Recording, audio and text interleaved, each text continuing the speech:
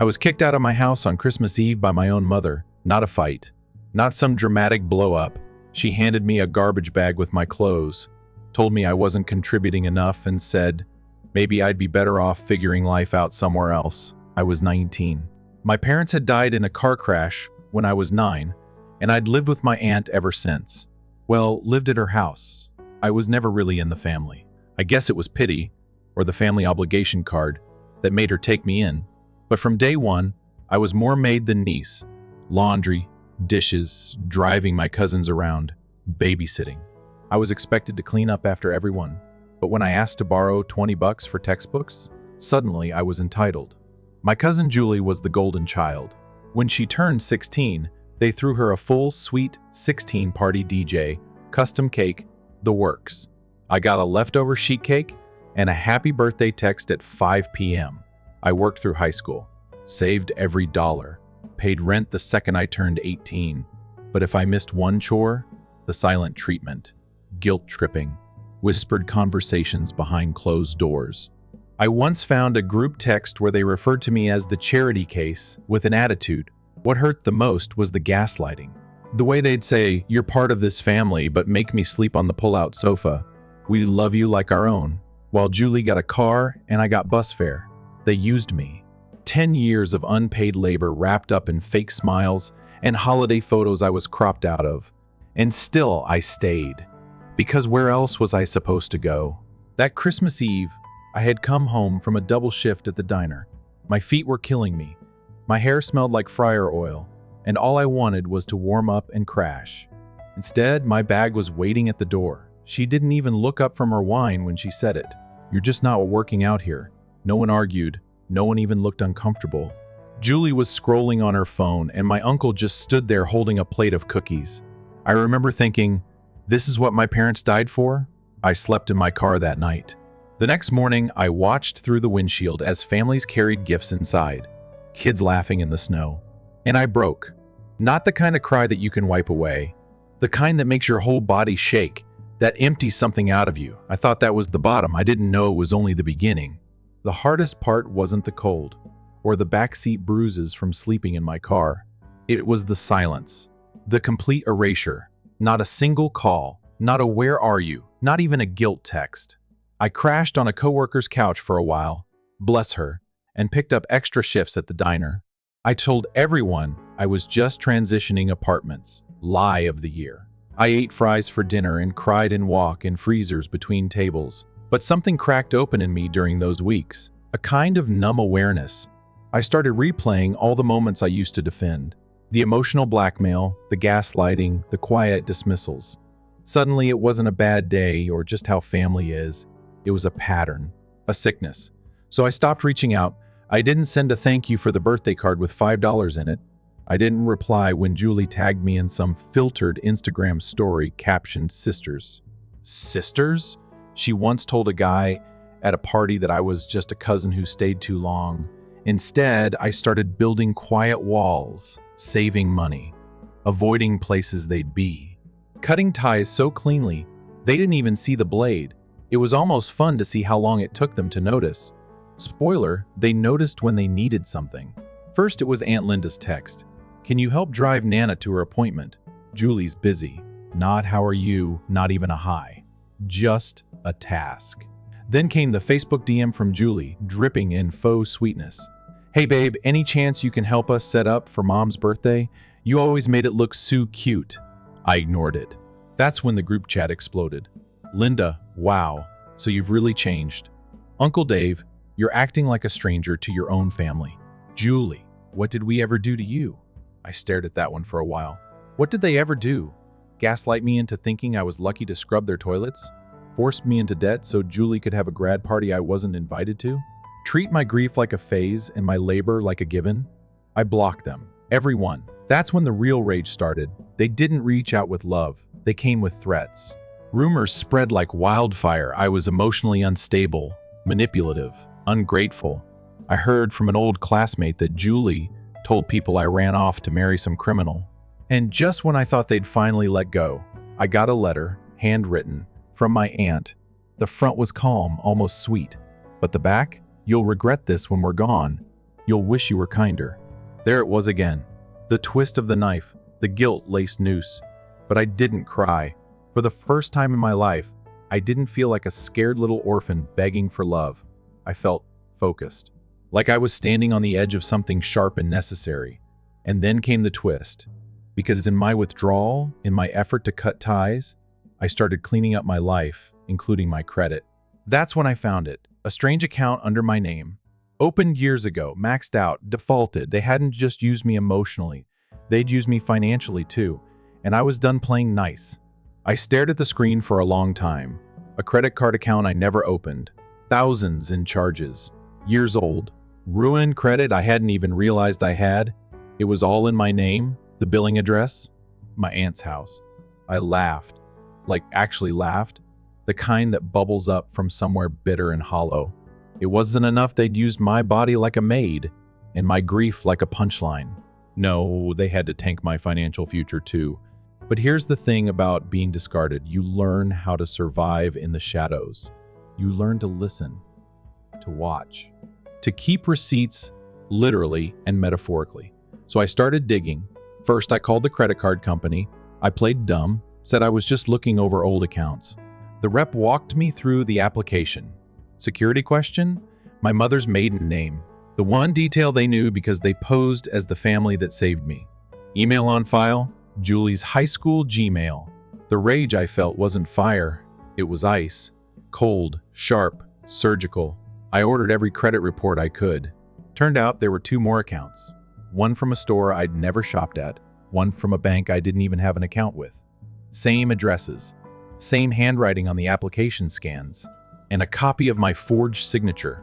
It wasn't a mistake, it was a theft. A betrayal wrapped in legal jargon and unpaid balances. And they weren't even smart about it. They used my name to buy a MacBook, a TV, and, I kid you not, a spa package for Mom and Me Day. I recognized the date. It was the same day I asked to borrow money for a textbook and got told some of us work for what we want. I was shaking, not from fear, from clarity. From the electric buzz of knowing I had something now. Proof. Hard, cold, undeniable proof. I wasn't just going to walk away anymore. I was going to make them pay. The first person I told was my coworker, Dana. She was older, sharp, and had that kind of no bullshit energy I admired. When I laid it all out, the debt, the forged documents, the emotional abuse, she didn't gasp or clutch her pearls. She said, "You need a lawyer, and you need a plan." Dana connected me to her cousin Mark, an attorney who used to specialize in fraud cases. I met him at a greasy diner, handed him the folder I'd assembled with screenshots, statements, even the envelope with Aunt Linda's "You'll regret this" note. He flipped through it, paused, looked up, and said, "They committed identity theft. You have a case." I almost cried. Not because of the legal part, but because someone believed me. No minimizing. No, are you sure? Just cold, professional validation. We started slowly, strategically. First, he sent a request to the credit bureaus to flag the accounts as fraudulent. Then came a cease and desist to my aunt, with copies of the statements and evidence of the forgery. We weren't suing yet. Not yet. We wanted them to panic, and they did. 2 weeks later, my phone lit up with blocked calls and anonymous texts. Julie sent an email with the subject line, "Please, let's talk." My uncle tried to friend me on Facebook. Then Linda herself left a voicemail, syrupy sweet at first. "We should have a family meeting, talk this through." Then it got darker. "You're tearing us apart. After everything we did for you." Everything they did for me? No. Everything I did for them. And I was done pretending otherwise.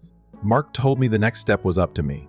We could escalate, press charges, go public, push for restitution.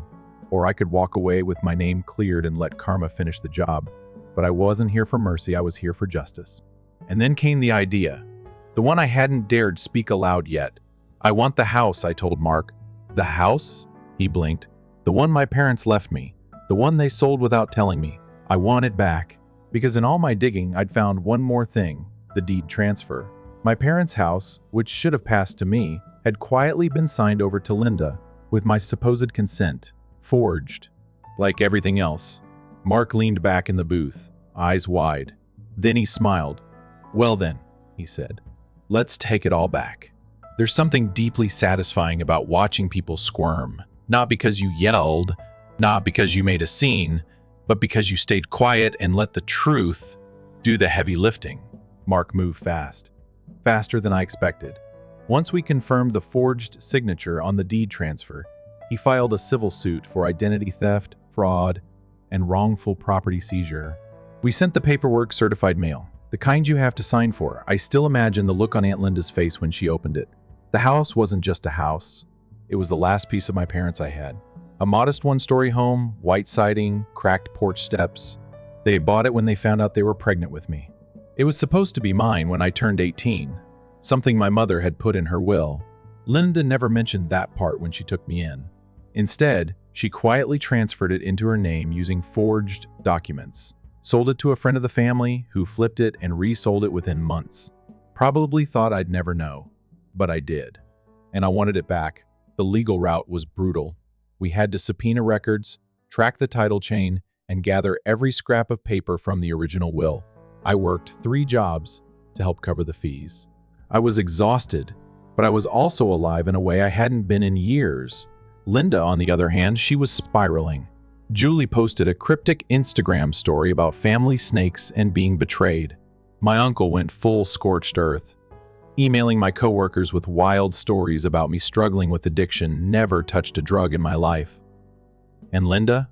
She tried to call my lawyer directly, sobbing about misunderstandings.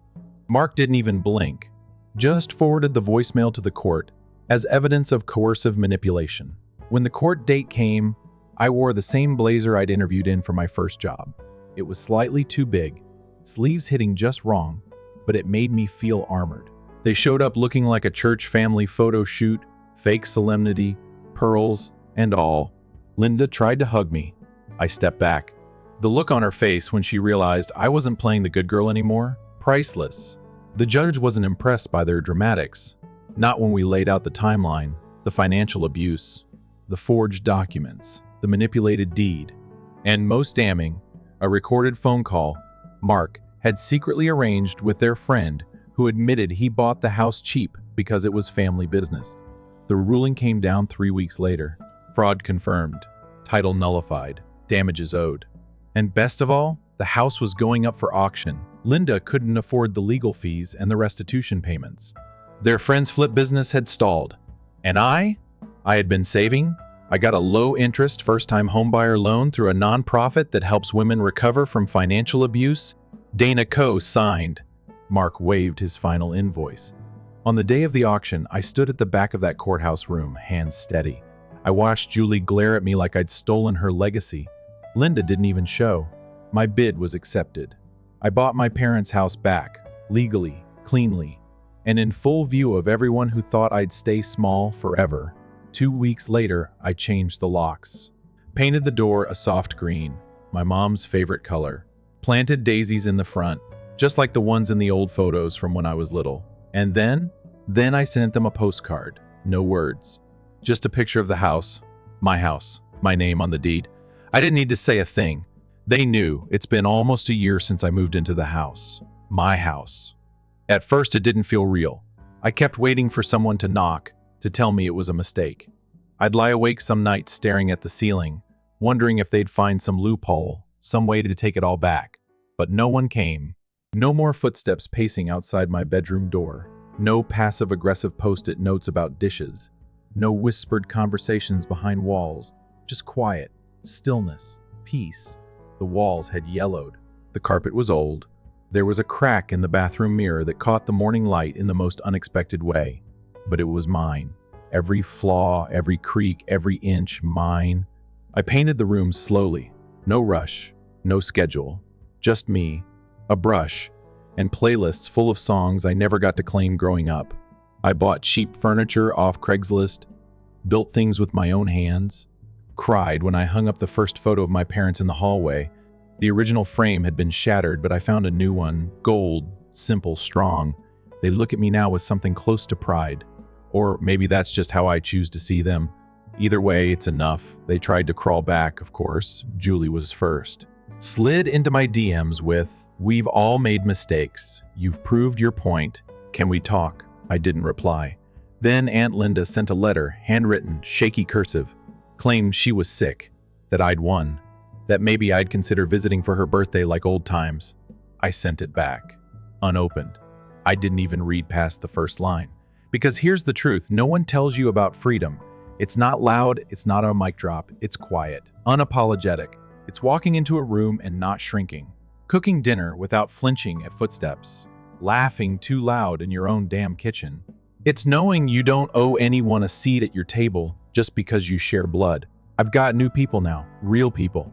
Dana comes over on Sundays with cheap wine and gossip. Mark and his husband helped me hang shelves last month. Even my diner boss showed up to my housewarming party with a pie and a hug that almost made me cry. There's a garden out back now, overgrown, messy, full of life. Kind of like me, I'm learning to let things grow wild, learning to take up space. I still have scars, emotional ones. Some nights I still hear Linda's voice in my head saying, "You'll regret this," but I don't. Not even for a second. Because I built this life from the ashes they left me in. I clawed my way out, brick by brick, lie by lie, and now I sit at the head of my own table. They say I'm heartless, they say I'm cold, but for once, I put my heart first, and I've never been warmer. Story 2. Have you ever had the impression that you are only a visitor in your own life? Someone is always willing to push you out, know of how hard you try to fit in. I used to believe that family meant love and protection. But believe me, there are moments when the people you love the most will remove everything you value and do it with a grin. I'm 27 years old, and my name is Nora. I recently received my fine arts degree. I was finally prepared to start a new chapter after 5 years of homework, late-night study sessions, and daydreaming about the life I wanted to create. However, this narrative is about more than simply college, maturing, or the future. It's about family, trust, and what happens when the people you should rely on the most turn on you more than anybody else. For me, my mom Grace was everything. She was one of the most gifted cooks I've ever met, powerful and considerate. She developed her own small bakery from the ground up. Her job wasn't the only one. It was her entire world, her pride, and her passion. She was also diligently parenting me when she wasn't managing the company. With love, she meticulously organized every aspect of her life, always planning forward, not only for herself, but also for me. She continued to focus on making sure I would be well, even after receiving a cancer diagnosis. As long as she could, she continued to work, taught me the bakery's management techniques, showed me how to handle paperwork, taxes, suppliers, and everything else I never imagined I'd need to know at such a young age. She said it was how she showed me her love, ensuring that, in the event that she was unable to remain, I could support myself. I believed I wouldn't make it through college when she died 5 years ago, a few weeks before I was about to enroll. I felt like I was having trouble breathing because of how thick the sadness was. I would spend hours lying in bed and gazing up at the ceiling, hoping that it would all be a dream when I woke up. However, it wasn't. She had truly vanished. But what she left behind, that was crucial. She abandoned our house. She put a lot of effort into keeping it. She also left the bakery for me, the center of her existence. "This home will always be yours," she used to say, "while I'm not present. Your anchor will be this." And I took her word for it. I just had no idea at the time how difficult it would be to keep what she provided me or who I would have to battle to keep it. Grace was my mother's name. Because of her famed baking skills as well as her kind demeanor, everyone in our neighborhood knew her. She had the ability to create magic out of the most basic elements. On Saturday mornings, people would wait outside our bakery to receive a slice of her cinnamon buns or peach tart, and the aroma of her freshly baked bread would fill the entire street. Grace was more than simply a gifted baker, though. She was a fighter, a planner, and a builder. She had inherited everything she owned and had grown up with very little. The bakery was hers. Began modestly, with only a rented room, used ovens, and a great deal of optimism. She made it into a successful business over time. She gave her all to the bakery, but she never forgot about me. She made sure I knew I was loved every single day because I was her only child. Our home, a modest 2-story with white shutters and a little garden in front where she grew roses, was located just above the bakery. It was cozy, but not ostentatious. resided there, brimming with memories. She always saved the last piece of pie for me, and I can still hear her humming softly in the kitchen late at night, along with the clatter of baking trays. Nora. She used to say that this bakery is more than just a job. It is our roots, our home. It will be yours one day. Grace remained resilient even after receiving her diagnosis. As long as her body permitted, she continued to work. She turned her attention to teaching me when she was unable to stand for extended periods of time. She showed me everything: how to handle vendors, how to balance the books, and how to treat customers like friends. Unbeknownst to me at the time, she was subtly and elegantly getting me ready. She was ensuring my well-being in her absence. Everything changed when she passed away. During the ensuing weeks, I went through the motions, walking around in a daze. Her meticulous planning, however, started to show in the wills she had prepared, leaving me everything: the house, the bakery, and the savings. Even in the midst of the chaos of grief, she believed in me, not because she didn't trust other people. Even as her future was being taken away, she gave me one. I foolishly believed that protecting what she had left behind would be sufficient if I complied with her wishes. I was unaware of my error at the time. Before everything fell apart, my mother and father had been married for 11 years. At the time, I was still a child, too young to understand the weight of divorce, but old enough to feel the distance that followed. His name was Victor. He used to be warm and playful, the kind of dad who would lift me up onto his shoulders or draw silly doodles on my lunch napkins. But something shifted when I was around 9. The laughter in the house faded. The silence grew longer. Then one day, he was just gone. There were no screaming matches, no courtroom drama, just a quiet conversation in the living room. Suitcases packed in the hallway and a tight-lipped goodbye. Within months, he had remarried. Her name was Erica, and she was younger, sharper, and as I would later learn, calculating in ways I couldn't yet understand. Soon after they had a daughter, Lily, and a new family began without me. I visited sometimes on holidays or the occasional weekend, but I never felt like I belonged. Their house felt like a magazine spread. Beautiful but cold, Erica was always polite, never unkind in front of anyone, but there was a chill in her presence. She would offer Nora, "Would you like to stay for dinner?" But her tone made it clear she hoped I'd say no. Victor was always working. He said he had to provide for his family, but most of the time it felt like I wasn't part of that family at all. Lily, who is 11 years younger than me, was their shining star. Erica doted on her endlessly, brushing her hair, praising her every tiny accomplishment like it was a miracle. I never blamed Lily. She was just a kid. But watching them together only deepened the feeling that I was on the outside looking in. Still, I kept a polite relationship with my father. He paid my college tuition in full, all at once, perhaps out of guilt or obligation. We didn't talk much, but I accepted the help. It felt like the best I could get from him. When I didn't know, then what I couldn't possibly have guessed was that his silence and Erica's distance would someday unravel everything my mother had fought so hard to leave behind. I didn't know they would come back into my life not to support me, but to try and take what was never theirs. Losing my mother was the single hardest thing I've ever lived through. Grace wasn't just my mom. She was my guide, my protector, my best friend. And when cancer finally took her, it felt like a part of me was ripped away. The world kept turning, but I was frozen in place. She passed away just weeks before I was supposed to leave for college. I recall standing in her bedroom, her perfume still lingering in the pillows, the sun filtering softly through the curtains, and wondering how I was supposed to move forward. For days, I barely left my bed. The bakery was closed. The house felt cold, quiet, empty. Then came something unexpected. One morning when I was sitting at the kitchen table, looking blankly at a half-full mug of tea, the door opened, and in stepped Victor with Erica and Lily trailing after him. "We're here for you, Nora," he whispered softly, resting a hand on my shoulder. Erica nodded, her features organized into an expression of meticulous pity.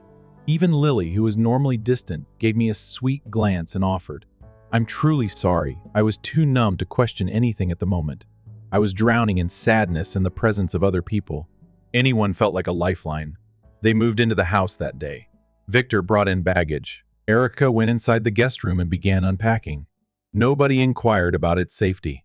In the first several weeks, I didn't stop them. They seemed to genuinely want to assist. Erica took charge of cooking and keeping the refrigerator organized in the kitchen. She maintained the house immaculate. Victor assisted with the deluge of paperwork that follows a death in the family: funeral bills, bank records, and insurance papers. I had little respites from the murky haze in my mind while Lily talked to me about literature in school. Everything looked reasonable, nor warm nor affectionate, but bearable, essential. Even as the summer was coming to an end and my college term was about to begin, the query was raised: how would the house fare? Nothing was going to be sold. For me, this mansion was everything. There were recollections of my mother everywhere. My chest ached at the thought of strangers being there. It also didn't feel right to leave it unoccupied for 4 years while I was away at school. Victor then presented the answer. "While you're away, how about we remain here? Over coffee one morning," he remarked. "We'll take care of the bills and maintain the residence. Nothing will be a concern for you, Erica. Smooth additions were made by flipping pancakes on the burner. It makes sense. This is Lily's favorite school, and the house will be well cared for." I paused. A tiny part of me was uncomfortable, but the rest of me, the exhausted, bereaved, overwhelmed part, was just appreciative. I gave a nod. "All right, thank you." That weekend, I gave Victor an extra key and shut the front door behind me while I prepared for college. I thought I was entrusting my mother's memories to capable individuals. I didn't realize I was really giving it to someone who would want to claim it as their own. Everything I knew seemed so different in college. New locations, new people, a steady hum of activity. I lost myself in late-night study sessions, art studios, lectures, and homework. Anything to divert my attention from the silent pain that persisted in my chest. But home was always with me, no matter how far one traveled. And every time I came home between breaks, it was like entering a well-known artwork that had been slightly altered. Erica greeted me at the door with a warm grin and the aroma of something baking when I first arrived home for autumn vacation. "Nora, welcome back." As if she had always known what I loved, she set the table with unexpected ease and remarked, "I made lasagna, your favorite." It confused me. Lily came running up to me with a sketchbook in her hand. "I've been sketching just like you see. Should I put additional blue to this, in your opinion?" She seemed really excited, and even though I was confused, I couldn't help but smile. It was a rather warm break. We ate meals together. On the couch, Lily and I snacked on popcorn while watching films. In jest, Erica even asked me to join her book group one evening. Nora's interpretations of these dramatic love stories are consistently the finest. I didn't feel like I was simply visiting for the first time. They were including me. There was more of the same on each subsequent visit. We worked together to adorn the tree during Christmas. I argued with Erica over decorations. She detested tinsel. It was classic, I insisted. Victor smiled as if it were a picture-perfect moment as he hoisted Lily to lay the star on top. For the first time in months, I found myself giggling. Summer vacations were even more laid back. I used to sit by the community pool with Lily, laughing at ridiculous videos on our phones. Erica packed our sandwiches and poured us some fresh lemonade. She even occasionally let me use her car. Gradually, slowly, I started to think that perhaps things had really changed. Victor himself seems to have changed. He inquired about my lessons. One evening, he washed dishes next to me and joined us for supper. "Nora," he added, "your mother would be very proud of you." It really got to me. I nodded and blinked back the tears. Perhaps, just possibly, we were starting to resemble family. The actual house started to transform. First, 2 small changes. Erica placed a new rug there and a new vase here. The living room's furnishings was changed with curtains and subdued hues. It didn't feel wrong, though. Her touch somehow became part of what my mother had left behind. We seemed to be moving forward while clinging to the past, or creating something together. I thought we were strong by the time I graduated. Functional, but not flawless. Cozy. I had faith in them. I didn't realize that trust would be the exact tool they used to destroy everything. The post-graduation holidays were meant to be a time of celebration and a return to the life I had been training for. I was eager to return home, settle into the house that had so many memories for me, and start my adult life after working so hard to get here. It was my first time going back, but this time as someone who had survived rather than as a student. I was eager to start the job I had secured in my hometown. More than anything, though, I was eager to return to the home Grace had defended for me and experience the calm that usually accompanies being in her personal space. The sun was shining on the day I got there. The driveway appeared tidy. The manicured rose bushes in front of the house had a distinct appearance. Though they weren't the same delicate pink roses Grace used to grow each spring, they were still roses. The house, nevertheless, had a sufficiently inviting appearance. I got out of the cab and dragged my bags to the front porch, putting the home key I hadn't used in a long time in my bag and sliding it into the lock. A quiver went through my chest. It failed to turn. I scowled. Give it another go. Jiggle. Click turn. Nothing. My heart fell. What on earth? I knocked firmly on the door while muttering to myself. After a while, it opened, and Erica, dressed in a flour-dusted apron, stood there. Her look changed from one of amazement to unease. It was so quick that I nearly missed it. Wiping her hands on the apron, she spoke gently. "Nora, why are you here?" I moved my bag past her into the hallway after blinking in confusion. "What are you saying? This is where I reside." The furnishings was moved, but the house's appearance remained the same. The paintings on the walls were different. The presence of my mother was still there, although it was softer now, faded as though someone had attempted, but failed, to paint over her memories. For what reason were the locks changed? Before she could respond, I turned to face her and asked. From the living room came Victor, looking pale and obviously nervous. Lily trailed closely behind, silent but with a frightened expression. When Victor was uncomfortable, he always stroked the back of his neck. He murmured, averting my gaze, "Nora, let's have a little conversation at the workplace." With a sinking gut, I nodded. I followed him into my mother's former office, which was still brimming with her energy, books, and diplomas. However, the air felt gloomy and far away, as if the room itself was aware of the problem. After closing the door behind us, Victor inhaled deeply. "I have something to share with you." His voice was tight and low as he started. I waited. He cast his gaze downward. "Erica. Erica believes that I own this house." The words were nonsensical. "What?" I inquired. "What are you discussing?" "I inherited this house from Mom. She possesses it. Will you be aware of that?" He gave me a hesitant nod, but he avoided looking at me. "Yes, but I told her it was mine when we moved in. I said that I had given it to your mother as a gesture of goodwill during the divorce, and it returned to me after she passed away." My whole body froze. It seemed as if an ice wave had struck. "You told her a lie?" I muttered. "You allowed her to think this was your home for 5 years. That you were being generous by allowing me to remain here." He murmured softly, "I didn't think it would matter. We needed a place to stay while you were attending college. I assumed it would be short-term." I could feel my chest getting hotter. Startle. Anger, betrayal, short-term. "This is my house," I said. "The home of the mother. And you're telling me that you've been residing here for so long, allowing Erica to believe it belongs to her?" He replied, "I was going to tell her while you lied to both of us." But his voice was weak and unpersuasive. "I need a little time to think about how to deal with it." I gave a head shake. 5 years have passed. Just then, someone knocked on the door. The crisp, phony voice of Erica on the other end. "Nice. Is everything in there all right?" Victor cast his gaze downward. I looked aside, gazing at the familiar pictures on the wall and the books on the shelf. My mother owned everything in that room, but I no longer felt like I owned anything outside of it. It was like traveling through someone else's life in the days that followed that workplace talk. For the most part, I was astonished and kept quiet. I was shocked to learn that Victor, my father, had been lying for years. Amazed that Erica had occupied a home that had never been hers. I was astounded that nobody appeared to find it significant.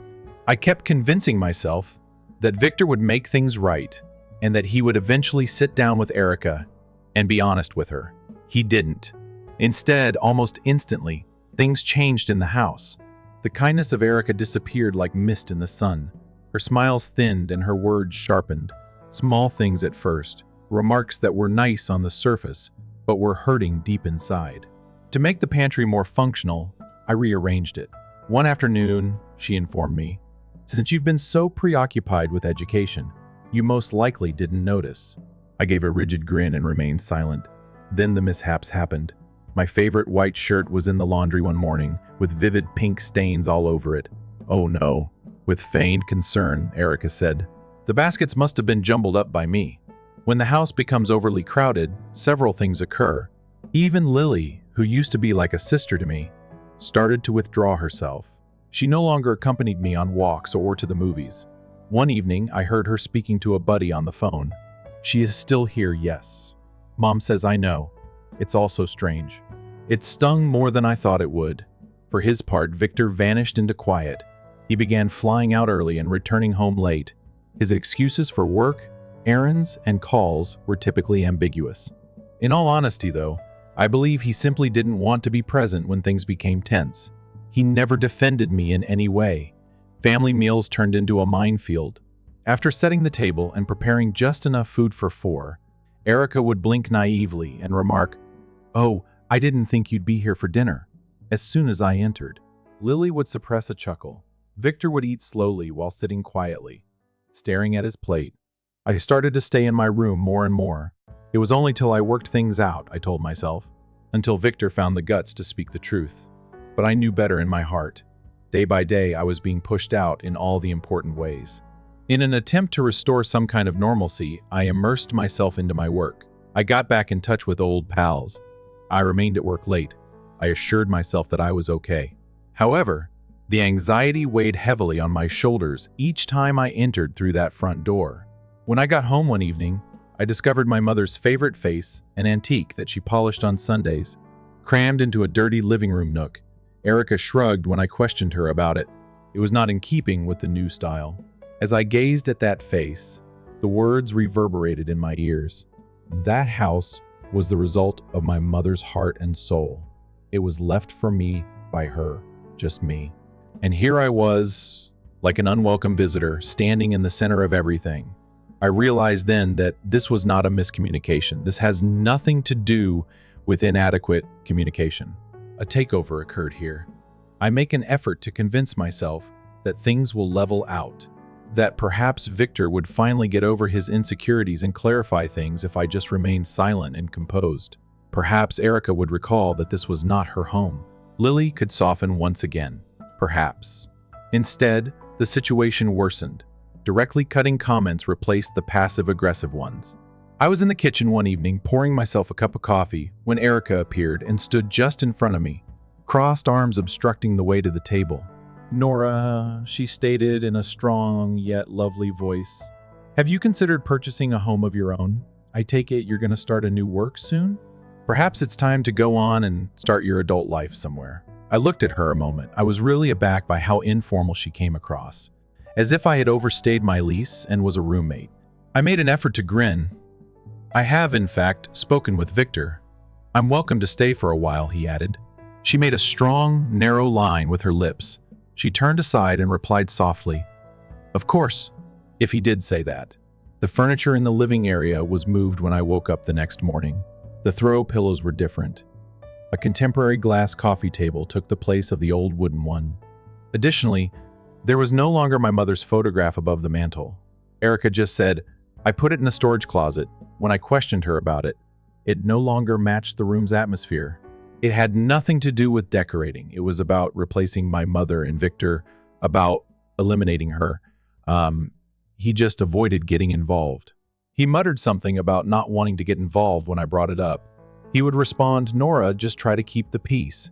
How Erica gets, you know. I felt like screaming at him. "She doesn't just get this way, Dad. You allowed her to act in this manner." I started to completely skip meals in order to escape the awkward silences and phony politeness. In the living room, I could hear Lily and her mother laughing. With the rhythm that comes from joint control, their voices rose and fell. I had no place there. I didn't. I shut the door to my bedroom every night, gaze at the walls while perched on the edge of my bed. And I would remind myself every night, I live here, the home of my mother. I own this. However, the emotional loneliness still depleted me, despite that knowing. I heard Lily speaking through her door one evening. "She remains here. She's just being stubborn," Mom says. "She will soon break." That phrase lingered in my memory. Take a break. At that moment, I understood they weren't only waiting for me to go. First, they were attempting to shatter me. It took place early on, a Thursday. The home was unusually quiet, so I recall. Erica didn't clink pots in the kitchen. There was no loud music coming from Lily's room. Victor normally sat like a statue in front of the TV, but there was no sports mumbling. Nothing but quiet. I got out of bed and made my way downstairs. The air was still strange. Erica. Dad? I looked around the living room and yelled out. It was also immaculate. Is it spotless? As if it were staged, not inhabited. Keep your shoes away from the door. There isn't a coffee cup on the table. Not even Erica's constant companion, her handbag, was there. I entered the kitchen. The counters shone brightly. There are no crumbs on the floor. The refrigerator appeared to have been well cleaned since it was almost empty. There was a problem. I went outdoors. There was nobody in the driveway. Victor had lost his automobile. Anticipating a message, I took out my phone. An unanswered call. Is there any way to describe their location? Nothing. I gave Victor a call, directly to voicemail. I scowled and gave it another go. The same outcome. After hesitating, I called Erica. The fifth ring was heard by her. She spoke impatiently and sharply. What? I blinked. Where is everyone? I inquired. The home was deserted when I woke up. After a little silence, the distinct sound of breaking waves was heard, accompanied by mellow tropical music. Then her voice returned, amused and sarcastic. Oh, she murmured, drawing out each syllable like poisoned honey. Didn't we tell you? We are in a luxurious resort in New Caledonia on first-class flights. The process. I was still. What? She chuckled. Cruel. Completely content. Yes. We didn't bring it up because, well, we didn't want you to follow along and demand that we cover your expenses. I opened my mouth, but nothing came out. Really, Nora, she said. You have been residing in our home as if you were a freeloader. I'm not, but your father may be too gentle to say it. It's pitiful. You will soon be 30. Get a place of your own. I held on to the counter's edge. It's not your home, silently, I said. You are aware of that, she snapped. Oh, save it. I want you gone by the time we return. Gather your belongings. Don't even attempt to make Victor feel bad. He concurs with me. He simply lacks the courage to say it aloud. One last pause came. Then, your number has already been banned. Enjoy your life. The call was cut off. I clutched the phone as if it had just burnt my palm as I stood in the center of my mother's kitchen. That was it. The act of faking. Tolerance. The quiet has ended. They believed I would shatter. They didn't know. I had only barely begun. The end of that call, something broke inside of me. Not with fear or rage, but with clarity. I had been trying to be the larger person for years, avoiding their moods, and acting as though nothing was wrong. However, this home, they couldn't steal my house. Not on an emotional level. Not in a legal sense. Never. I wasn't a visitor. Freeloading wasn't my style. The owner was me, and it was time for me to behave accordingly. I carefully packed up their belongings all day long. All traces of Lily, Victor, and Erica. I took away Erica's high-end purses. Her silk robes were strung over bathroom hooks, and her pricey heels were lined up in the closet. All of them were folded into tidy boxes. Lily's phone charger, comb, sketch pads, and school books were all missing from the hallway. Victor's golf clubs, too. His bottles of cologne and his piles of unopened mags. I sealed them away after wrapping each one. After giving the boxes names, I transported them to the garage and carefully stacked them in a single corner. I made sure that nothing that didn't belong to my mother or me was left in the house. I was energized yet fatigued by late afternoon. The house's air already felt different, lighter, and as though it could breathe again. I wasn't finished yet either. I contacted a locksmith after picking up the phone. Hello, I urgently need all of the locks in my house updated. As he changed each lock, the manager lived inside an hour. I held the new keys like gold as I stood at the door. I didn't care that it cost a fortune. I was standing by myself behind the front door by the time the sun started to drop. At last. And once more, everything was mine. I refrained from crying. I didn't think twice. I simply turned the lock, shut the door, and muttered to myself, Nora, welcome home. The house was peaceful and silent by Sunday night. Mine.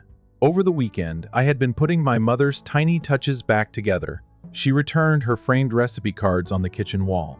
She took her favorite old braided rug out of the cupboard, and placed it softly in the doorway. Erica had stashed the portrait away. It belonged over the fireplace, so I hung it there. Then I heard it. A car's sound as it pulls into the driveway. I peered out the window. They had returned. Lily, Erica, and Victor were standing close to the front stairs. They had their arms folded, encircled by the boxes I had piled up in the garage. Anger was flushing Erica's cheeks. She yelled at Victor, her hands cutting through the air. Lily was standing distantly, staring at the floor. In situations like this, Victor always looked precisely like himself. Quiet, uncomfortable, avoiding making eye contact. I stood at the top of the porch stairs and gently went outside. Erica's voice burst as she spotted me. "You have no right to alter the locks." With a yell, she sprang at me. "This is our home. You're not entitled. We have no right to be locked out." I maintained my composure. I didn't yell. I didn't recoil. I just stated it forcefully and plainly. "Erica, this isn't your home." It wasn't. My mother gave it to me in her will. Because I permitted it, you have been residing here, and I don't now. Stunned, she stopped for a moment before turning abruptly to Victor. "Inform her that she is lying." She made a demand. "Inform her that we own this house. Inform her." Victor. He parted his lips, then closed them. His gaze shifted from me to the floor. He finally muttered, "She's telling the truth," in the tiniest possible voice. Erica's face lost its redness. "You?" She pointed at him and hissed, "You misled me. For 5 years, you gave me the impression that we were helping her." She then turned back to face me, and something broke the instant her eyes met mine. She stepped forward. She spoke in a poisonous tone. "Nora," she purred in her phony, sugary voice, "sweetheart. Here, we've had a lot of fun. Holiday meals and book club evenings. We are related. We can resolve this." "No," I responded icily. "We are unable to." Her face grew serious. She clenched her fists. "You're a little ungrateful, following everything that we have done for you." I didn't answer. Ready to return inside, I turned and headed for the door. It happened at that moment. She lunged suddenly. Erica smacked me across the face so hard I staggered back before I could respond. Then, with a fierce shove, she shoved me down into the porch steps after grabbing my arm and violently twisting it behind my back. I was not gravely harmed, but I was out of breath after hitting the wooden planks hard. Stunned, I sat up. My arm hurt, but not broken, my cheek scorching. I heard a neighbor yelling, "Call the police!" Across the street, someone shouted. She simply struck her. "Dial 911. With a phone in hand, another neighbor hurried out. Her voice was clear enough for me to hear, indeed. "At 342 Oak Hill Drive, we require cops. Just now, a mom attacked her stepdaughter." Indeed. Now. I held my arm as I gently sat up, heart pounding. Victor remained still. As Erica looked around and saw what she had just done and who had witnessed it, he simply remained there, motionless. 2 police vehicles arrived within minutes, flashing lights. Erica took a step back and waved her arms in an attempt to clarify. It was only a dispute. She initiated it. For months, she has been squatting here. She was interrupted by one cop. "We have witness accounts of an attack, ma'am. Your hands should be behind your back. You're not understanding. This is our home." "No, it isn't." As the officer cuffed her wrists behind her back, I said softly and got to my feet, "And I can verify it with the documents." Erica was put in the rear of the cop car after being escorted down the front steps. Angrily, she turned to face Victor. She cried, "You just stood there. Are you allowing her to harm me in this way?" Victor remained silent. As the cops talked to the neighbors, took statements, and then turned to face me, Lily sobbed silently. "Are you hurt?" "No," I said. "I'm all right." Simply shaken, they gave a nod. Gave me a card after taking my report. "Please give us a call right away if she attempts to return." The squad car's red and blue lights flickered over the porch as it moved away, and then there was stillness once again while I waited at the doorway. However, it seemed peaceful this time. After Erica was arrested, there was a void in the stillness. It was freeing. I didn't feel like an outsider for the first time in years as I stood in the center of that house. Nobody was watching me closely, and nobody was using deceptive tactics to make me doubt my position. The air itself was lighter. I got all the documents I required from the police. ID, case number, cop badge, etc. The next morning, I requested a restraining order. I began the formal legal procedure with the assistance of my lawyer, Renee, who was suggested by a coworker. Erica was accused of trespassing and violence. Additionally, the evidence was strong since neighbors had seen the occurrence and provided testimony. She was freed on bond, but she was not allowed to approach the house or get in touch with me. I didn't insist on going to jail.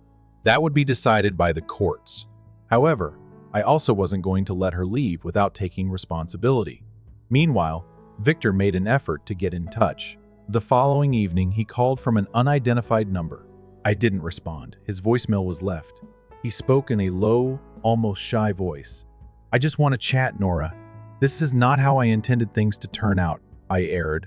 I believed I was maintaining harmony. I was unaware of the severity of the situation. I removed the message. And there were others. From Lily's phone, a pair. I was certain that Erica was attempting to get around the no-contact rule by calling one of the blacklisted numbers. Since the fact was that they no longer deserved a place in my life, I chose not to respond to any of them. Victor has seen this occur. He had watched helplessly while the woman he married attempted to destroy me, to erase my mother, and then to harm me. It wasn't love. Family wasn't that. It was treachery. And I had finished justifying it. Over the course of the following several days, I thoroughly cleaned the house. All traces of Erica's decorations were eliminated. She argued that the stark white lighting, her minimalist cushions, and her framed artworks gave the space a contemporary feel. It was all packed up and taken to a storage facility. For me, not for them. Proof, should I ever require it. The curtains were replaced by me. I hang my mom's picture again. For the first time in years, I slept through the night after moving my belongings into my mother's former master bedroom. Not as a guest to be tolerated, not as a visitor, as my home's legitimate owner, without Erica and her power. Slowly, the house started to feel familiar again. It's a place to live, not just a place to hide or sleep. I began with minor things. I repainted the walls in gentle earth tones that evoked the warmth of my mother's hug and brought in fresh flowers. I put the furniture back in its original configuration to allow in sunlight and the sound of the wind through the trees. I opened the windows again. The home seemed to have been holding its breath for a long time. Finally, it was able to release its breath. The longest period was spent in the garden. My mother's rose bushes had been replaced with air, which was colder and more homogeneous.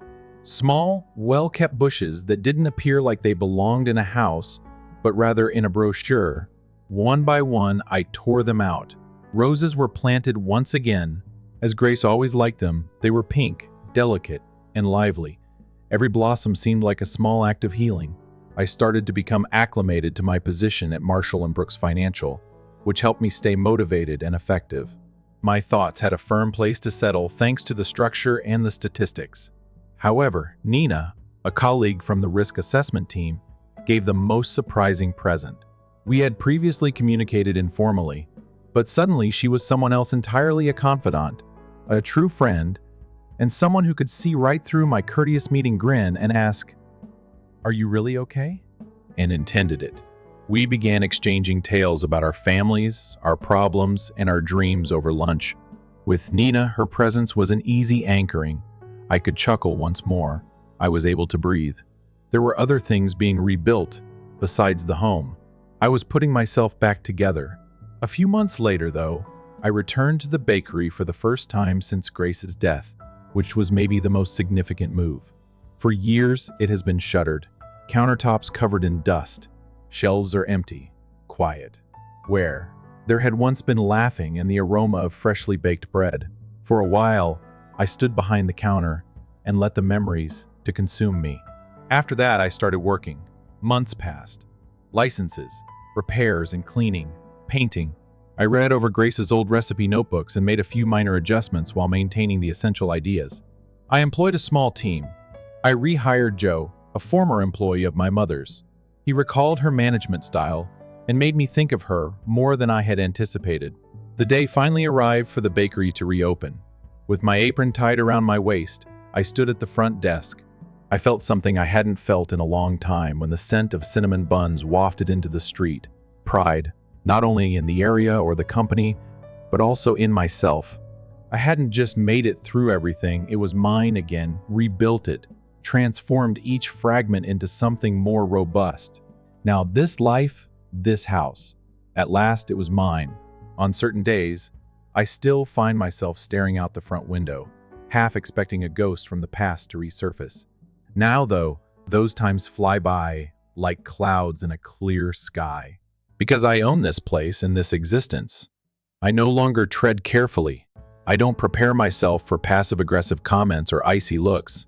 My mother constructed this building from the ground up, and I don't question my being there. Her memory is there in every square inch of this room. The actual version, not the one Erica attempted to remove. The creak of the wooden steps is Grace's touch. The way the early light streams into the kitchen, and the vanilla scent that permeates the pantry. In the early evenings, I occasionally enjoy a cup of tea while sitting on the porch and observing the roses as they softly sway in the wind. Their petals are fresh, vibrant, and healthy. They feel like they've always been here, though. Perhaps they have. I often wonder what my mom would say if she could see me right now. She should be proud, I hope. I found my way back to myself, not simply because I stood my ground, reopened the bakery, or battled for the house. I'm not always going to be here to fight your fights, Nora, she once informed me. You're learning how to stand from me. That strength will be more important one day than everything I could ever leave behind. She was correct. I lost folks I believed I could rely on. I was wounded in more profound ways than I could have ever imagined. However, I stood. I made a new one. And I made something new in the process. Not only a place, a haven, a company, or a heritage, and hope, not simply survival. Now that I'm sitting here with the smell of warm bread wafting down the street and a bakery sign fluttering softly in the evening wind, I know that this is my destiny. I earned it, not because someone handed it to me. I call this place home, my tale, and it's just getting started. Remember to like the video if this story touched you. For more impactful tales like this one, subscribe to the channel and share your opinions in the comments section. To ensure you don't miss any uploads, don't forget to enable alerts. Story 3, you informed me that the family's trip had been rescheduled. It was for you, I said. My sister grinned.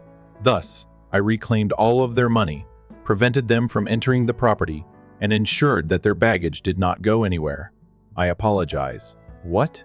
I remarked, looking at my sister on the other side of the corridor and blinking. The trip was postponed, you stated. Clara did not even bat an eye. With her glossy pink nails tapping languidly on the screen, she continued to scan through her phone.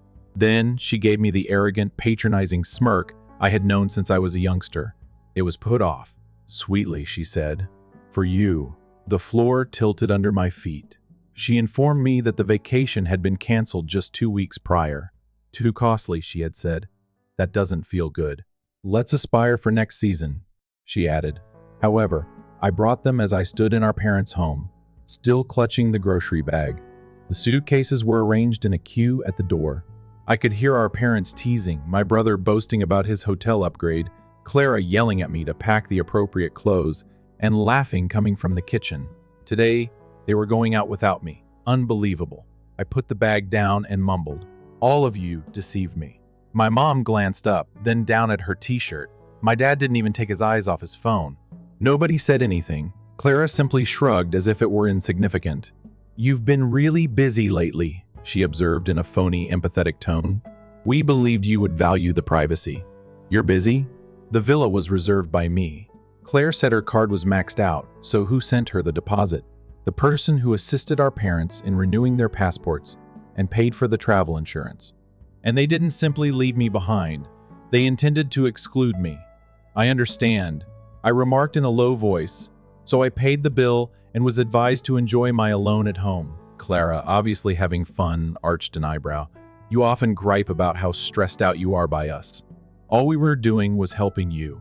She spoke as though she were the story's protagonist, as if this hadn't been the last act of a long, gradual betrayal. I wanted to rant about everything I had done for them, to flip the kitchen table and to scream. However, I didn't. Rather, I grinned, which frightened her more than any tantrum could. "All right," I remarked as I reached for my keys. "Have fun on your brief journey." Her face wavered. "You're not angry?" I laughed quietly. No. I'm finished. She briefly appeared perplexed, then amused, and then again for a brief period. Anxious. However, it was too late. Her game had been played. It was my time now. What hurts the most, do you know? The fact that they had a lavish family vacation without me isn't the problem. The reason is that I paid for it, each and every component. It began half a year ago. Clara gave me one of her typical phony calls. As siblings, let's bond. Feelings. That ought to have been the first warning sign. In Crete, I came upon this stunning home. She said, it offers private beach access and an infinity pool, and the chef's reviews will wow you, I chuckled. You seem to be packed your luggage already. Not just yet, she responded kindly. Mom and Dad are a little out of their price range, and I don't want them to worry, you know. Perhaps we might enter jointly, I reasoned. Me and you, similar to a family present, how she spoke. We caused me to stop. However, she always knew how to use velvet words to dress up her leeches. I should have declined, but I chose not to. I was the trustworthy one, the steady one, the unseen framework supporting their mayhem. I thus sent the $1,000 deposit. Then there were unforeseen costs, flight modifications, and improvements to the rental car. Here's another $1,200. It was $1,700. My folks grinned like kings and queens when they learnt about the vacation. That shows a lot of maturity. Good to see you finally stepping up, my mother replied. My father also added, thank you, but no offer to help. I was expected to be the family's pillar of support. Nevertheless, I didn't grumble. Not when Clara needed assistance making reservations for their boat rides. I convinced myself that I was doing it for the memories when my father requested me to simply contribute for the trip insurance. I never truly had a family, for whatever reason. Now, however, I could now see how they truly felt about me. A way to achieve a goal, a wallet, a stand-in.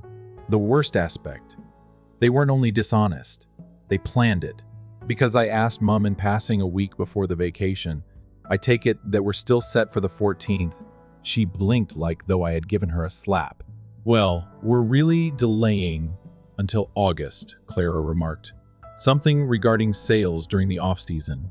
After lying to my face, Clara instructed Mom to hide it. I attempted to defend it even then. Perhaps they simply neglected to inform me of the revised plan. There could have been an error. The night before their trip, however, the reality erupted in my face. Clara was giggling, twirling with joy, and throwing swimming suits into a bag when I went by our parents' house to drop off some papers. She said bluntly, "Didn't think you'd be here. It was postponed," you stated. Wearing fancy sunglasses, she had a devilish smirk. "It was for you," I said, she said. It's as if I weren't real at all, only a supporting role in her sitcom. I glanced towards the door. My father was packing the car with suitcases. I saw my mother pour champagne. Before they even got on the plane, they were having a party. Why? I inquired. Hardly more than a murmur. As if I were sluggish, Clara cocked her head. "Hurry up. Do you truly wish to attend? Everything is constantly ruined by you. You evaluate everyone while sitting in the corner. I don't mean to offend, but this journey needed to be short. No negative energy." I let out a brief, shattered, startled chuckle. "You stole my money then? Your cash?" She laughed. "Oh, please. Do you live alone? No wife? No children? You're spending it on what else?" Then, as if I were a coffee table, she rolled her eyes and walked away. I thought something was cracked. It wasn't anger. Not quite yet. It was quieter, sharper, and colder, within me like a wire. At last it came loose. I left without saying anything. However, I didn't sleep that night. I refrained from crying. I didn't shout. I had a plan. I launched all the apps, each reservation, each and every invoice, each and every login. And I discovered something lovely. Since I was the owner of everything, the catering, the rental vehicle, and the villa, even the heating of the pool, they had desired my invisibility. They ought to have ensured that I had lost the keys to their realm. I thus called the concierge, blocked their phones, canceled the groceries delivery, changed the locks, and entered into the rental website. I sent the driver a kind email. "This reservation's guests have been withdrawn. There is no need for an airport pickup." I then waited for my phone to blow up, for the commotion and for the screaming. Since They believed I was the idiot. They didn't realize I was the one with the matches. And I had had enough of them stepping all over me. They traveled. I exacted my retribution. However, blocking their phone numbers from the concierge or canceling their property access proved insufficient. No, there was one more item they needed: the bags. You see, there was one fatal fault in his brilliant scheme. She asked me to make all the reservations, everything. For their fragile belongings, this includes the international luggage service. I want the luggage delivered directly to the villa, she said. You are aware of how famous people do it. It is picked up from the airport and dropped off at the destination by this service that I discovered. Can you simply take it? Like an excessive number of emails. So I took care of it. I signed in. I located the reservation. The delivery is planned for tomorrow at 11 a.m. Excellent. After a long, satisfying moment of staring at the blank field after clicking Edit Location, I typed in a mortgage, Greece's Silent Goat Farm. Yes, a real place.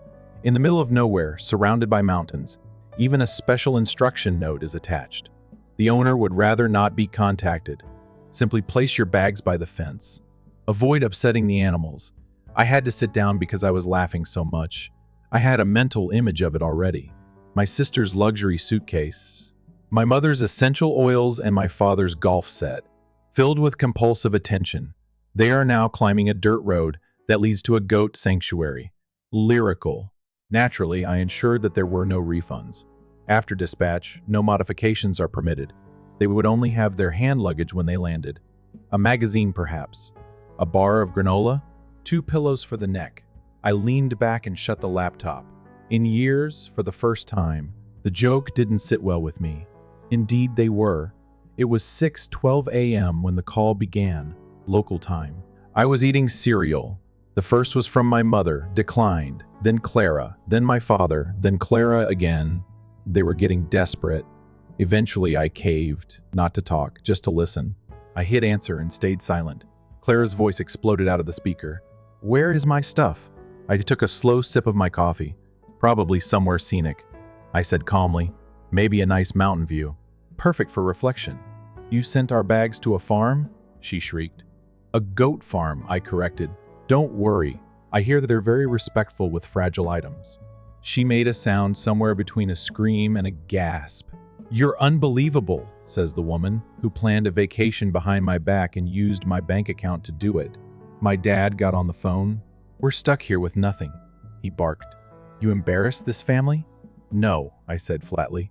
You embarrassed yourselves. I'm just returning the favor. Then I hung up, and this time I blocked their numbers. The text rolled in from unknown numbers.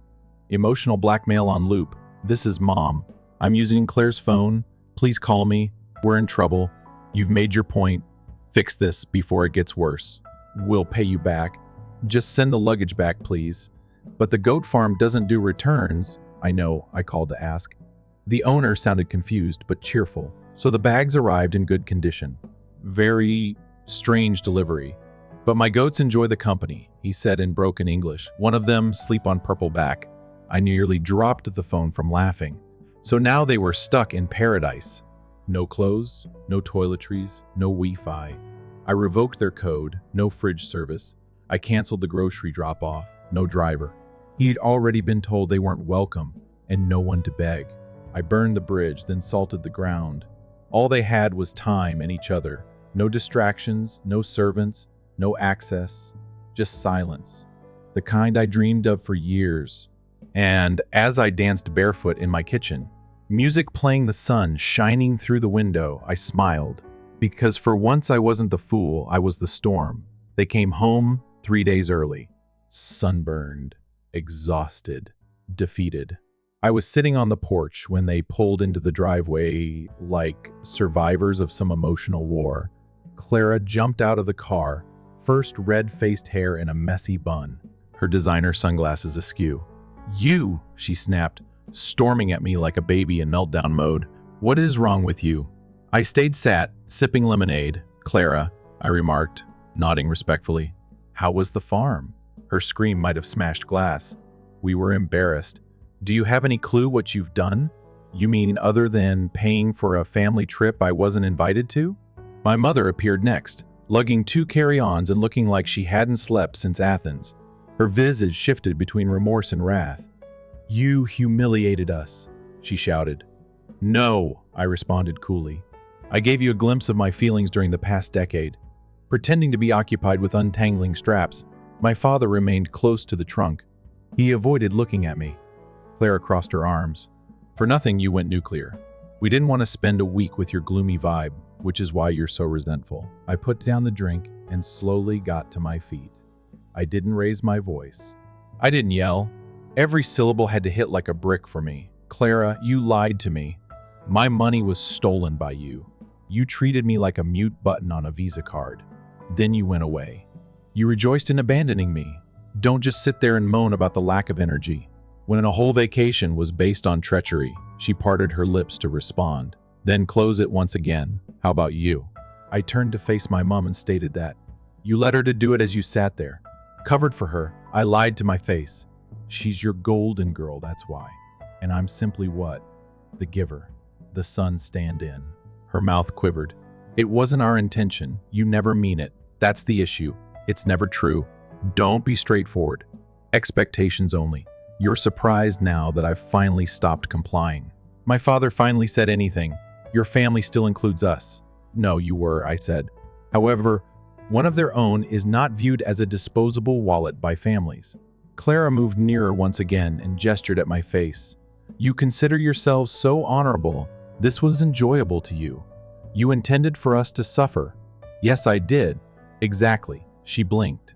"Do you really think I didn't like seeing karma return the favor for once? After all the years of your arrogant remarks, your sense of entitlement, and the way you control others to act as though you're a member of a royal family." Clara appeared to be about to blow up. She growled, "I have done nothing but try to keep this family together. No, I lost my temper. Every effort has been made to keep me out of it." After a long period of time, a soft voice whispered, "She's right," from behind the SUV. Everybody turned. It was Clara's husband, Alex. I had no idea he was at home. He seemed worn out. Shoulders drooped. His eyes had dark shadows under them. "What do you know, sweetie?" His gaze was fixed on Clara as he spoke. "I have been quiet enough. He is correct in every way. Please pardon me." Clara spat out. "You mistreat him. You are trash to everyone. You gaslight, you guilt. You then weep about being the victim." Clara's lips moved back and forth. He said, "I saw the texts. The entire affair was planned by you. You desired to keep him out, claimed to be tired of his buzzkill enthusiasm." My mother let out a gasp. "You then took his money." After finishing, Alex chuckled. He faced me. "I apologize, dude. I ought to have spoken up sooner." I simply nodded. I wasn't confident in my voice. Clara was frozen there, face to face. At last she broke down. "This family is crazy." She let out a scream. "After everything I've done, you're all betraying me." "That's right." "After everything," I said. I walked over to the door. "I'm finished." This was the final action taken. My mother asked in a low voice, "Your hierarchy, your games, and your silence are all yours to keep. I no longer participate in it. You can't simply leave." My father snarled. "Observe me." I entered the house, picked up my already packed suitcase, and made one final turn at the door. "I mentioned the goat that slept on your back. Hector is his name. He wishes you well." After that, I departed. I woke up to an odd sight the following morning. Quiet. No voicemails that make you feel guilty or a buzzing phone. No demands for cash. No pings in the group chat? No. "Could you please just assist us with the refrigerator's hum?" The light breezed through the open window. A world without obligation. I lay in bed and stared at the ceiling. And for the first time in years, I smiled without forcing it. I didn't hear from them for 2 weeks. It was glorious. No Clara. No dramatic texts, no cryptic posts on social media. My parents didn't call my father. The head of the household went back to ignoring me like he always had, unless I was paying a bill. But the best part, I didn't care. I cleaned out my apartment, got rid of things that weighed me down, took time off work. I wanted the beach by myself, but a stupidly expensive milkshake without justifying it. I didn't have to save it for someone else's vacation anymore. I was alive. Then came the email subject line. "Let's discuss for mom." No. "Hi. No. I miss you. Just. You've made your point. But this is still your family." Clara is devastated. She's in treatment now. We hope you'll come around before things become worse. Dad believes it's time to put this behind us. Maybe Sunday supper next week." I gazed at the screen. They were still using the same script, still playing the same rules. Only now they didn't have a stage or an audience. I clicked archive without commenting. Naturally, though, life never allows the drama to end quietly. I received a call from an unidentified number a few days later. Normally, I wouldn't respond to those, but I did. "Hello, this is Clara's husband, Alex." I remained silent. "Simply wait. I apologize for disturbing you." Clara departed, even though I know you probably don't want to hear this. I blinked. Left? What? Me. The home. Everything. He let out a sigh. Everything blew out after that day. The outcry was too much for her. She spiraled, despite your parents' constant attempts to act as though nothing had occurred. Said that everyone had deceived her. I remained silent. Quietly, he said, "I just wanted to say you weren't crazy. We were all duped by her. But the only person who ever confronted her was you." He hesitated. "In any case, forget about the entire conversation. If you ever need beer, coffee, or a chill, I'm always here." It felt like a crack in the wall, although it wasn't much. One that allowed the truth to seep in. The next week, I unexpectedly ran into someone at the Linda grocery shop. She was the only member of the family who had never taken sides, and had always been calm, impartial, and observant. "Hey," she murmured softly. "I just wanted to let you know that I heard what transpired. I prepared myself, and you have my admiration." I blinked. "I'm sorry. None of us ever had the guts to do what you did. You established limits. You confronted them all. The cycle was broken by you." She gave me a quick grip on the arm and left. I thought about that moment for days. I received a message request on Instagram on Saturday morning. I couldn't remember the name. I hardly recalled the girl from Clara's wedding, but she was one of her old acquaintances. "Hello, I hope it's all right. I'm contacting you. I simply wanted to express that I have always appreciated you after seeing what transpired. You were the only member of your family that ever appeared to be paying attention to what others were saying. You were worthy of better." With my phone in hand, I sat there attempting to make sense of my feelings. It wasn't rage. It wasn't pride. Peace prevailed. They attempted to banish me, but I had freed myself. I purchased a ticket to Iceland a week later. Only me. Just in order to witness the Northern Lights. I didn't seek for permission. I didn't post about it. And I didn't tell anyone.